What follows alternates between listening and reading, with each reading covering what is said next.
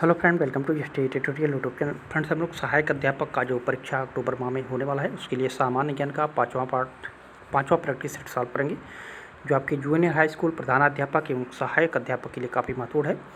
इस पूरे practice set में कुल आपको 50 प्रश्न मिलेंगे, जो समसामयिकी, करंट अफेयर, पर्यावरण, इतिहास, भूगोल सभी आपके सिलेबस के अनुसार सभी क्वेश्चन इसमें सम्मिलित किया गया है। सामान्य ज्ञान से आपके 50 प्रश्न होंगे। अब सब्जेक्ट से आपके 100 प्रश्न, कुल 150 प्रश्न आपकी परीक्षा में पूछे जाएंगे। और इसके पहले का पार्ट आप लोग देखना चाहते हैं, पेपर सॉल्व करना चाहते हैं, तो डिस्क्रिप्शन बॉक्स में लिंक दिया हुआ है, पार्ट वाइज करके जा करके देख सकते हैं। और प्लेलिस्ट में भी आपको मिल जाएगा वीडियो। तो वीडियो पर लास्ट तक बने रहिएगा। वीडियो अच्छा लगे तो चैनल को सब्सक्राइब कर लीजिएगा, लाइक कीजिएगा, दोस्तों में शेयर भी कर दीजिएगा, बेल आइकन पर प्रेस कर लीजिएगा ताकि आने वाले वीडियो का नोटिफिकेशन सबसे पहले मिल सके। तो चलिए क्वेश्चन को शुरू करते हैं। पहला प्रश्न है, पंचायती राज प्रणाली में पंचायत समिति किस स्तर पर गठित की जाती है? किस स्तर पर गठित की जाती है? तो ये खंड स्तर पर गठित की जाती है। ठीक है, पंचायती राज प्रणाली में खंड स्तर, जिसको हम ब्लॉक कहते हैं, इस पर जो है पंचायत समिति का गठन किया जाता है। और पंचायत समिति के सदस्यों का चुनाव जो है वो जनता द्वारा प्रत्यक्ष रूप से होता है। और पंचायतों का कार्यकाल जो है अपने प्रथम अधिवेशन के लिए निर्धारित तिथि से जो है ठीक 5 वर्ष तक के लिए किया जाता है। तो यहाँ पे ऑप्शन नंबर बी आपका सही हो जाएगा। अगला क्वेश्चन है, भारत में दल बदल अधिनियम कब पारित किया गया था? दल बदल अधिनियम, तो ये 1985 में 52वें संविधान संशोधन द्वारा जो है दल बदल विरोधी कानून जो है पारित किया गया था। और संविधान की 10वीं सूची इसी संशोधन में जोड़ी गई थी। तो यहाँ पे ऑप्शन नंबर ए आपका सही हो जाएगा। अगला क्वेश्चन है, भारतीय संविधान के किस अनुच्छेद के तहत संशोधन किया जाता है? तो अनुच्छेद 368 के तहत जो है भारतीय संविधान में संशोधन करने का प्रावधान किया गया है। संविधान संशोधन विधेयक जो है संसद के दोनों सदनों द्वारा अलग अलग विशेष बहुमत से पारित होना आवश्यक माना जाता है। तो यहाँ पे डी ऑप्शन आपका करेक्ट हो जाएगा। अगला क्वेश्चन है, भारत के मुख्य निर्वाचन आयुक्त की पदावधि किस उम्र सीमा तक होती है? तो 65 वर्ष। ठीक है, 65 वर्ष या 6 वर्ष, जो भी पहले हो जाए उस आयु तक जो है वो कार्य करता है। ठीक है, मुख्य निर्वाचन आयुक्त सर्वोच्च न्यायालय के न्यायाधीशों के समकक्ष होता है।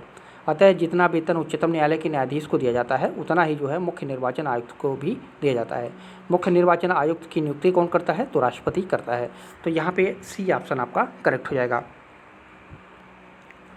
अगला क्वेश्चन है, कौन सी संस्था संवैधानिक नहीं है पूछा है? तो मानवाधिकार जो है ये संवैधानिक नहीं है। मानवाधिकार आयोग की स्थापना जो है मानवाधिकार संरक्षण अधिनियम 1993 के प्रावधानों के द्वारा जो है 12 अक्टूबर 1993 ईस्वी को की गई थी। और ये संवैधानिक संस्था नहीं मानी जाती है। तो यहाँ पे ए ऑप्शन आपका सही हो जाएगा। अगला क्वेश्चन है, निम्नलिखित राज्यों संघ राज्यों में कौन पाकिस्तान से सीमा नहीं बनाता है? तो पाकिस्तान से सीमा नहीं बनाता है हिमाचल प्रदेश। ठीक है, तो यहाँ पे डी ऑप्शन करेक्ट हो जाएगा। गुजरात, राजस्थान, पंजाब और जम्मू कश्मीर ये सभी जो है पाकिस्तान से सीमा बनाते हैं। और भारत पाकिस्तान की सीमा को क्या कहते हैं? तो रेड क्लिफ सीमा कहते हैं। इसको भी याद रखिएगा, ए ऑप्शन सही हो जाएगा। अगला क्वेश्चन है, निम्नलिखित में से कौन राज्य सर्वाधिक राज्यों से सीमा बनाता है? तो उत्तर प्रदेश है। ठीक है, उत्तर प्रदेश कुल 8 राज्य और 1 केंद्र शासित प्रदेश यानी 9 राज्यों से सीमा बनाता है। ठीक है, इसमें हिमाचल प्रदेश है, हरियाणा, बिहार, उत्तराखंड, मध्य प्रदेश, राजस्थान, झारखंड, छत्तीसगढ़ और केंद्र शासित प्रदेश में आता है आपका दिल्ली। ठीक है, इस प्रकार देखिए तो 8 राज्य व 1 केंद्र शासित प्रदेश से सीमा बनाने वाला ये राज्य उत्तर प्रदेश है। तो यहाँ पे डी ऑप्शन आपका करेक्ट हो जाएगा। अगला क्वेश्चन है, पुदुचेरी का विभाजन किस राज्य में नहीं है? विभाजन क्षेत्र जो है किस राज्य में नहीं है? नहीं पूछा है, तो ये ऑप्शन सही हो जाएगा, तमिलनाडु में नहीं है। ठीक है, पुदुचेरी का विस्तार जो है विस्तार क्षेत्र जो है 3 राज्यों में है, तमिलनाडु, केरल और आंध्र प्रदेश। ठीक है, और इसकी राजधानी जो है पुडुचेरी है। यहाँ तमिल, तेलुगु, मलयालम, फ्रेंच तथा अंग्रेजी भाषा बोली जाती है। और 1954 ईस्वी में जो है फ्रांसीसी उपनिवेश से मुक्त होकर इसका विलय जो है भारत में हुआ था। इसको भी याद रखिएगा। यहाँ पे ए ऑप्शन आपका सही हो जाएगा। अगला क्वेश्चन है, गोविंद सागर झील भारत के किस राज्य में स्थित है? गोविंद सागर झील, तो ये है हिमाचल प्रदेश में। ठीक है, गोविंद सागर झील हिमाचल प्रदेश में जो है सतलन नदी से निर्मित किया गया है। इसका नाम जो है सिखों के जो 10वें गुरु थे गुरु गोविंद सिंह, इन्हीं के नाम पर रखा गया है। तो यहाँ पे ऑप्शन नंबर सी आपका सही हो जाएगा। अगला क्वेश्चन है, सविनय अवज्ञा आंदोलन के समय महात्मा गांधी ने कौन सा सत्याग्रह शुरू किया था? तो ये नमक सत्याग्रह, ठीक है, ये ऑप्शन करेक्ट हो जाएगा। सविनय अवज्ञा आंदोलन जो है 6 अप्रैल 1930 को प्रारंभ हुआ और गांधी जी ने जो है 12 मार्च 1930 ईस्वी से लेकर के जो है 5 अप्रैल 1930 ईस्वी तक नमक सत्याग्रह अर्थात नमक कानून के उल्लंघन हेतु दांडी मार्च किया था। तो यहाँ पे ये ऑप्शन आपका सही हो जाएगा। अगला क्वेश्चन है, नर्मदा बचाओ आंदोलन से निम्नलिखित में से कौन संबंधित है? नर्मदा बचाओ आंदोलन से संबंधित है मेधा पाटकर, ठीक है। नर्मदा बचाओ आंदोलन प्रसिद्ध पर्यावरण कार्यकर्त्री थे मेधा पाटकर, इनके द्वारा ही चलाया गया था। तो यहाँ पे ऑप्शन नंबर सी आपका सही हो जाएगा।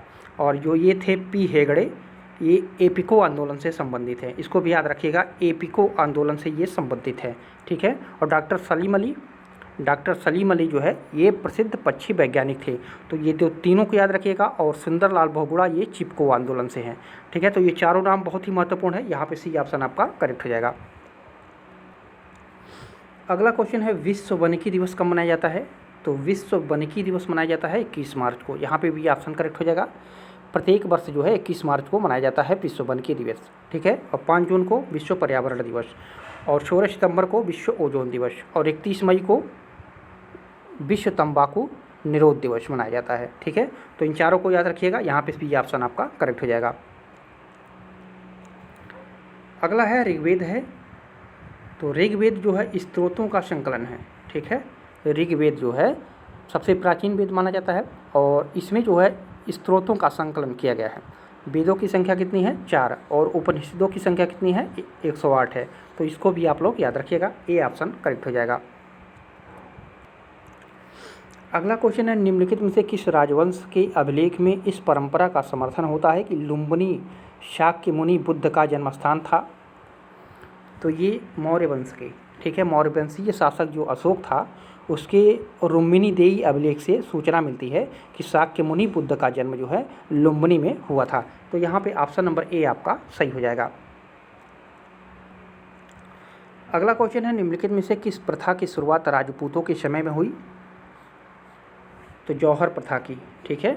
राजपूतों द्वारा जो है मुस्लिम आक्रमणकारियों से स्त्रियों की रक्षा के लिए जो है जौहर प्रथा का प्रचलन शुरू किया था। इसमें सभी राजपूत पुरुषों के युद्ध में मारे जाने के पश्चात किले में सभी स्त्रियां जो है सामूहिक रूप से चिता में कूदकर अपनी जान दे देती थीं। तो यहाँ पे आपका ऑप्शन नंबर सी आपका सही हो जाएगा। अगला क्वेश्चन है, औरंगजेब की मृत्यु के समय मराठा नेतृत्व किसको हाथों में था? तो ये ताराबाई के हाथों में था, डी ऑप्शन करेक्ट हो जाएगा। राजा राम साहू के प्रतिनिधि के रूप में जो है मराठों का नेतृत्व करता रहा। राजा राम की मृत्यु के बाद उसकी विधवा पत्नी ताराबाई ने जो है अपने 4 वर्षीय पुत्र को शिवाजी द्वितीय के नाम पर से जो है गद्दी पर बैठाया और मुगलों से स्वतंत्रता संघर्ष जारी रखा। औरंगजेब की मृत्यु के समय जो है मराठा नेतृत्व ताराबाई के ही हाथों में था। तो यहाँ पे ऑप्शन नंबर डी आपका सही हो जाएगा। अगला क्वेश्चन है, ब्रिटिश भारत की राजधानी का कलकत्ता से दिल्ली स्थानांतरण किसके काल में क्रियान्वित हुआ? कलकत्ता से दिल्ली किसके काल में आया था? तो ये लॉर्ड हार्डिंग के, बी ऑप्शन करेक्ट हो जाएगा।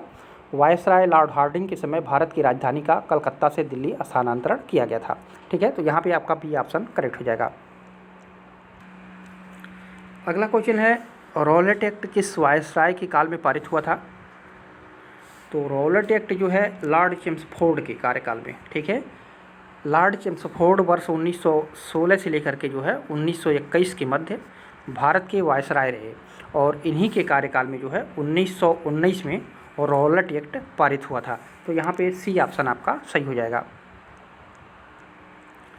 अगला क्वेश्चन है, गुरुत्वाकर्षण के सार्वभौमिक नियम का प्रतिपादन किसने किया?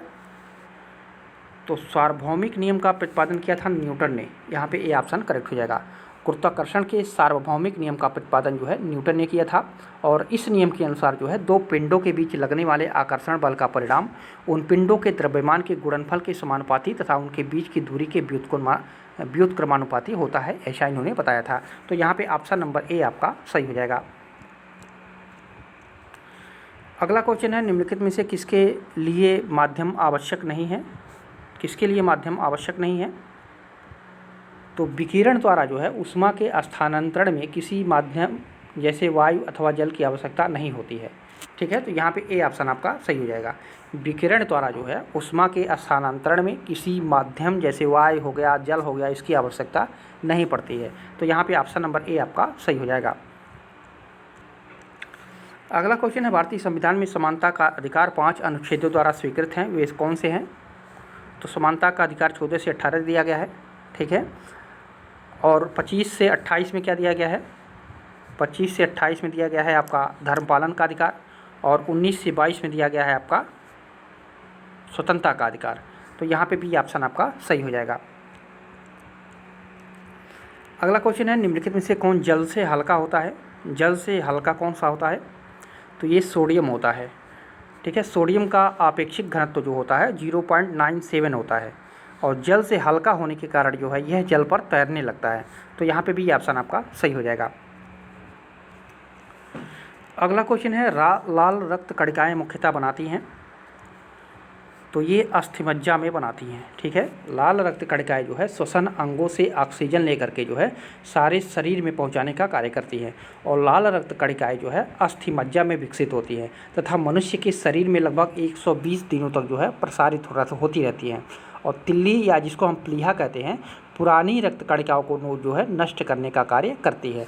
तो यहाँ पे डी ऑप्शन आपका सही हो जाएगा। अगला क्वेश्चन है, निम्नलिखित में से कौन सा रोग वायरस द्वारा होता है? तो हेपेटाइटिस। ठीक है, हेपेटाइटिस बी इसको कहते हैं। ये एक संक्रामक रोग है जो हेपेटाइटिस बी यानी HBV नामक वायरस के कारण जो है ये होता है, और इस व्याधि के कारण जो है यकृत जो लीवर है उसमें सूजन एवं जलन पैदा हो जाती है। हेपेटाइटिस बी वायरस जो है हेपा DNA वायरस परिवार का एक सदस्य माना जाता है। ठीक है, तो ये वायरस के कारण होने वाला एक बीमारी है। तो यहाँ पे डी ऑप्शन आपका करेक्ट हो जाएगा। अगला क्वेश्चन है, निम्नलिखित वृक्षों में कौन पारिस्थितिकी मित्र नहीं है? तो यूकेलिप्टस। ठीक है, यूकेलिप्टस को उसकी अत्यधिक जल ग्रहण शक्ति के कारण जो है पर्यावरण शत्रु के रूप में घोषित किया गया है।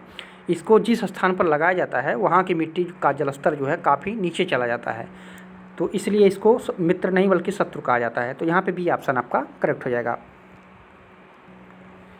अगला क्वेश्चन है, भोपाल गैस त्रासदी से संबंधित यौगिक का नाम क्या था? तो था मेथाइल आइसोसाइनेट। ठीक है, भोपाल गैस त्रासदी जो हुआ था 1984 में हुई थी। भोपाल में स्थित यूनियन कार्बाइड नामक कंपनी से जो है मेथाइल आइसोसाइनेट नामक जहरीली गैस के रिसाव से जो है हज़ारों लोगों की मृत्यु हो गई थी, और इस गैस को जो है मिक गैस भी कहते हैं। मिक गैस भी कहते हैं, तो इसको भी आप लोग याद रखिएगा। यहाँ पे सी ऑप्शन करेक्ट हो जाएगा। अगला क्वेश्चन है, नाभिकीय ऊर्जा का प्रयोग प्रायः कारक है किसका? तो ये ऊष्मीय प्रदूषण का कारक है। ठीक है, नाभिकीय ऊर्जा का उपयोग प्रायः जो है ऊष्मीय प्रदूषण का कारक है। विभिन्न उत्पादक संयंत्रों में जो है विभिन्न रिएक्टरों के अतितापन के निवारण के लिए जो है नदी एवं तालाबों के जल का उपयोग किया जाता है, तो ये ऊष्मीय प्रदूषण के लिए बहुत सबसे मुख्य कारक माना जाता है। तो यहाँ पे सी ऑप्शन आपका सही हो जाएगा। अगला क्वेश्चन है, अधूरे प्रज्वलन के कारण मोटर कार एवं सिगरेट से निकलने वाली रंगहीन गैस कौन सी होती है? तो कार्बन मोनोऑक्साइड होती है। ठीक है, मोटर कार हो गया, सिगरेट के धुएं प्रज्वलन के कारण निकलने वाली जो रंगहीन गैस होती है वो कार्बन मोनोऑक्साइड कहलाती है। यह रक्त के हीमोग्लोबिन के साथ जो है क्रिया करके एक अस्थायी यौगिक बना देती है, और जिससे हीमोग्लोबिन जो है ऑक्सीजन के ऊतकों तक नहीं पहुंच पाता है। यह मानव स्वास्थ्य के लिए जो है अत्यंत हानिकारक गैस होती है कार्बन मोनोऑक्साइड। तो यहाँ पे सी ऑप्शन आपका सही हो जाएगा। अगला क्वेश्चन है, एक पारिस्थितिकी तंत्र में ऊर्जा की मात्रा एक पोषण स्तर से अन्य स्तर में स्थानांतरण के पश्चात क्या हो जाता है? घटती जाती है। यहाँ पे बी ऑप्शन करेक्ट हो जाएगा। पारिस्थितिकी तंत्र में ऊर्जा का प्रवाह जो है जैविक प्रणाली से अजैविक प्रणाली से जो है जैविक प्रणाली की दिशा में होता है, और ऊष्मागतिकी के जो दूसरा नियम है उसके अनुसार जब ऊर्जा एक पोषण स्तर से अन्य स्तर में स्थान परिवर्तित करती है तब उस समय कुछ ह्रास होता है यानी घटता है, अर्थात हर पोषण स्तर पर जो है ऊर्जा की मात्रा घटती जाती है, इसलिए शीर्ष मांसाहारियों को सबसे कम ऊर्जा प्राप्त होती है। तो यहाँ पे ऑप्शन नंबर बी आपका सही हो जाएगा। अगला क्वेश्चन है, पारिस्थितिकी तंत्र इकोसिस्टम में उच्चतम पोषण स्तर प्राप्त होता है किसको? तो ये सर्वाहारी को प्राप्त होता है। ठीक है, पारिस्थितिकी तंत्र में उच्चतम पोषण स्तर जो है ये सर्वाहारी को प्राप्त होता है। अगला क्वेश्चन है, जीएसटी किस तरह का कर है? तो जीएसटी एक अप्रत्यक्ष कर है। ठीक है, जीएसटी का पूरा नाम होता है वस्तु एवं सेवा कर, गुड्स एंड सर्विस टैक्स, जो पूरे देश के लिए जो है एक अप्रत्यक्ष कर है, जो भारत को एकीकृत साझा बाजार के रूप में जो है परिवर्तित कर दिया है। इसने अपने पूर्ववर्ती अधिकांश अप्रत्यक्ष करों को जो है आच्छादित कर लिया है। तो यहाँ पे भी ऑप्शन आपका सही हो जाएगा। अगला क्वेश्चन है, भारत में निर्धनता के स्तर का आकलन किया जाता है किस आधार पर? तो भारत में निर्धनता के स्तर का आकलन जो है परिवार के उपभोग व्यय के आधार पर किया जाता है। ठीक है, भारत में निर्धनता का आकलन जो है योजना आयोग द्वारा प्रत्येक 5 वर्ष पर राष्ट्रीय प्रतिदर्श सर्वेक्षण संगठन द्वारा जो है संग्रहित परिवार आधारित उपभोग व्यय के आंकड़ों के आधार पर जो है ये किया जाता है। तो यहाँ पे आपका ऑप्शन नंबर हो जाएगा सी। अगला क्वेश्चन है, जनगणना 2011 के अनुसार निम्नलिखित में से किस भारतीय राज्य में महिला साक्षरता न्यूनतम थी? तो इन चारों राज्यों में देखा जाए तो यहाँ पे राजस्थान हो जाएगा, क्योंकि राजस्थान का जो था वो 52.1 था। ठीक है, और पूरे भारत में सभी राज्यों में देखा जाए तो वो बिहार की थी। ठीक है, इसको भी आप लोग याद रखिएगा, पूरे भारत में बिहार की थी। बिहार इस ऑप्शन में दिया नहीं है, तो यहाँ पे राजस्थान हो जाएगा। तो यहाँ पे राजस्थान आपका हो जाएगा बी ऑप्शन सही हो जाएगा। अगला क्वेश्चन है, मुद्रा एवं वित्तीय मामलों में सरकार की वित्तीय अभिकर्ता एवं सलाहकार कौन है? तो ये है आरबीआई। ठीक है, और आरबीआई की स्थापना हुई थी 1 अप्रैल 1935 को इसकी स्थापना की गई, और 1 जनवरी 1949 को जो है आरबीआई का राष्ट्रीयकरण किया गया था। ठीक है, यह जो है देश में मौद्रिक नीति का निर्धारण इसी के द्वारा किया जाता है। तो यहाँ पे आपका सी ऑप्शन करेक्ट हो जाएगा। अगला क्वेश्चन है, निम्नांकित में से कौन सुमेलित नहीं है? तो अदरक राइजोम बिल्कुल सही है। केसर बीज ये गलत हो जाएगा, केसर बीज नहीं बल्कि ये क्या है, मसाला है, और ये पत्तियों से यानी फूलों से प्राप्त किया जाता है। केसर एक मसाला है जिसे पौधों के पुष्प की वर्तिका तथा वर्तिकाग्र से प्राप्त किया जाता है, और इस पौधे का जो वनस्पति नाम है क्रोकस सैटाइवस है। तो इसको भी आप लोग याद रखिएगा। अफीम जो है, अफीम की डूडी, और सन जो है ये तना से प्राप्त होता है। तो यहाँ पे बी ऑप्शन आपका सही हो जाएगा। केसर जो है ये एक मसाला है जो पुष्प के वर्तिकाग्र से इसको प्राप्त किया जाता है। अगला क्वेश्चन है, 16 जनवरी 2021 को लॉन्च हुए संरक्षण क्षमता महोत्सव, जिसको सक्षम 2021 के नाम से जाना जाता है, इससे संबंधित निम्न कथनों पर विचार कीजिए। तो पहला है, यह नवीन एवं नवीकरणीय ऊर्जा मंत्रालय के तहत ऊर्जा मंत्रालय की एक पहल है। तो ये गलत है। महीने भर चलने वाला यह अभियान पेट्रोलियम संरक्षण अनुसंधान एसोसिएशन PCRA द्वारा लॉन्च किया गया है, ये सही है। ठीक है, और इसका उद्देश्य जो है उपभोक्ताओं को स्वच्छ ईंधनों की तरफ प्रेरित करना है, ये भी आपका सही है। तो यहाँ पे 2, 3 सही है, पहला आपका इसमें गलत हो जाएगा। तो यहाँ पे कूट नंबर भी आपका सही हो जाएगा। ठीक है,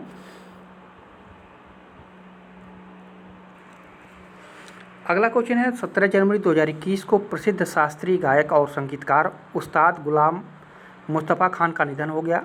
उन्हें किस वर्ष पद्म विभूषण से सम्मानित किया गया था? तो 2018 में इनको जो है पद्म विभूषण से सम्मानित किया गया, और ये उस्ताद गुलाम खान मुस्तफ़ा खान जो हैं ये बदायूं के उत्तर प्रदेश से थे। तो इम्पॉर्टेंट क्वेश्चन होगा। ठीक है, 2006 में इनको पद्म भूषण मिला था, और 2018 में इनको जो है पद्म विभूषण मिला, और 1991 में इनको जो है पद्मश्री मिला था। तो तीनों प्राप्त कर चुके हैं, इंपॉर्टेंट होगा। तो यहाँ पे डी ऑप्शन आपका सही हो जाएगा। अगला क्वेश्चन है, 9 जनवरी 2021 को 16वां प्रवासी भारतीय दिवस सम्मेलन को आभासी रूप से आयोजित किया गया, और इससे संबंधित सही कथन पर विचार कीजिए। तो जो 9 जनवरी 2021 को 16वां प्रवासी भारतीय दिवस सम्मेलन हुआ, इसके जो मुख्य अतिथि थे, सोनीराम के राष्ट्रपति चंद्रिका प्रसाद संतोखी इस सम्मेलन के मुख्य अतिथि रहे। तो यहाँ पे पहला ही आपका इसमें सही हो जाएगा, ठीक है। और इसका मुख्य विषय क्या था, इसको भी आप लोग याद रखिएगा। इसका मुख्य विषय था आत्मनिर्भर भारत में योगदान, ठीक है। इसका मुख्य विषय था आत्मनिर्भर भारत में योगदान, भारत में योगदान, इसको भी याद रखिएगा। और ये 16वां प्रवासी भारतीय दिवस था। तो यहाँ पे आपका सही हो जाएगा ऑप्शन नंबर ए। अगला क्वेश्चन है, निर्माणाधीन त्रिपुरा बांग्लादेश मैत्री सेतु किस नदी पर स्थित है? तो ये फेनी नदी पर स्थित है, ठीक है। जनवरी 2021 में राष्ट्रीय राजमार्ग अवसंरचना विकास निगम लिमिटेड के द्वारा त्रिपुरा बांग्लादेश मैत्री सेतु का निर्माण कार्य को जो है शीघ्र पूर्ण करने की घोषणा की गई और यह सेतु जो है फेनी नदी पर स्थित है। तो यहाँ पे ए ऑप्शन आपका सही हो जाएगा। अगला क्वेश्चन है, 16 जनवरी 2021 को किस राज्य में 1 स्कूल 1 IAS योजना शुरू किया गया? तो ये केरल राज्य में, ठीक है। 16 जनवरी 2021 को केरल के राज्यपाल आरिफ मोहम्मद खान ने जो है राज्य के 10,000 प्रतिभाशाली लेकिन आर्थिक रूप से जो है कमज़ोर छात्रों को मुफ्त में प्रशासनिक सेवा या एवं अन्य प्रतियोगी परीक्षाओं की कोचिंग देने की योजना का शुभारंभ किया गया है और इस योजना का नाम ही रखा गया है 1 स्कूल 1 IAS। तो यहाँ पे बी ऑप्शन आपका सही हो जाएगा।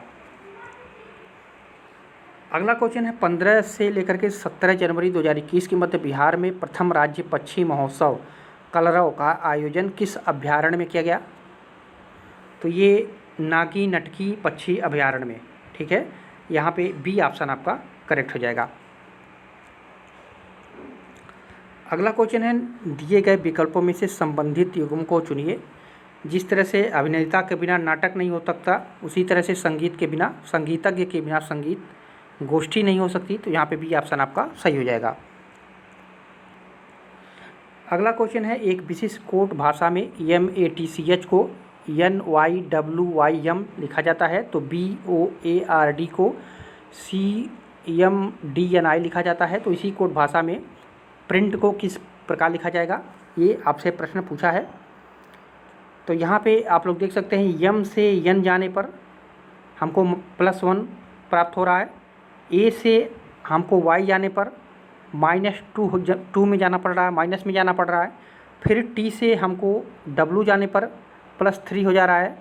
फिर सी से हम वाई जा रहे हैं तो क्या हो जा रहा है, -4 हो जा रहा है। और एच से एम क्या हो जाएगा, +5 हो जा रहा है। यानी +1 -2 +3 -4 +5 इस तरह से हो रहा है। तो यहाँ पे जब हम P से करेंगे -1 पहले करेंगे तो +1 करेंगे तो P से +1 क्या हो जाएगा आपका Q हो जाएगा, ठीक है। और R से -2 करना है, -2 करेंगे तो R से -2 क्या हो जाएगा, P हो जाएगा। और फिर I से +3 करना होगा तो I से +3 करेंगे तो क्या हो जाएगा, L हो जाएगा। उसी तरह से N से -4 करेंगे तो N का -4 पीछे जाएंगे तो क्या हो जाएगा, J हो जाएगा। और इसी तरह से T से +5 होगा तो T में +5 जोड़ेंगे तो क्या हो जाएगा, Y हो जाएगा। तो QPLJY, ठीक है। तो इसमें कहाँ पे है, तो QPLJY आपका डी ऑप्शन में है। तो डी ऑप्शन इसमें आपका सही हो जाएगा। अगला क्वेश्चन है, दिए गए विकल्पों में से विषम शब्द युग्म को चुनना है।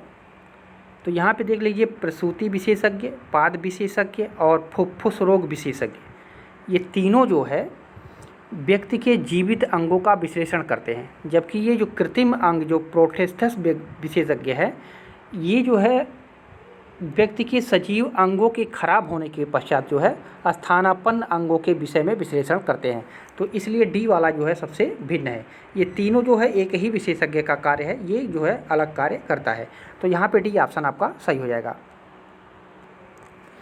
अगला क्वेश्चन है, किसी संकेत भाषा में मंकी को XDJMNL की तरह लिखा जाता है तो टाइगर को उसी संकेत भाषा में कैसे लिखा जाएगा?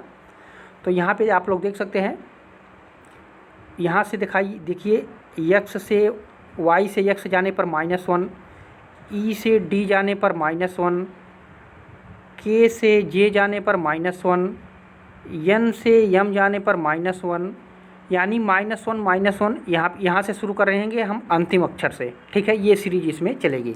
तो यहाँ पे इसमें जो है R से -1 जाएंगे तो क्या आ जाएगा, Q हो जाएगा -1, ठीक है। E से फिर हम -1 जाएंगे तो क्या हो जाएगा, D हो जाएगा। G से -1 जाएंगे तो क्या हो जाएगा, F हो जाएगा। I से -1 जाएंगे तो क्या हो जाएगा, H हो जाएगा। T से -1 जाएंगे तो क्या हो जाएगा, SI हो जाएगा। तो Q D F H S तो किस में है, Q D F H S, तो यहाँ पे B वाला ऑप्शन आपका सही हो जाएगा। अगला क्वेश्चन है, हरि को याद है कि उसके पिता का जन्मदिन जो है 13 और 16 जून के बीच में पड़ता है, जबकि उसकी बहन को याद है कि उसके पिता का जन्मदिन जो है 14 और 18 जून के बीच पड़ता है। उनके पिता का जन्मदिन किस दिन होगा जिस पर दोनों सहमत हो जाएं?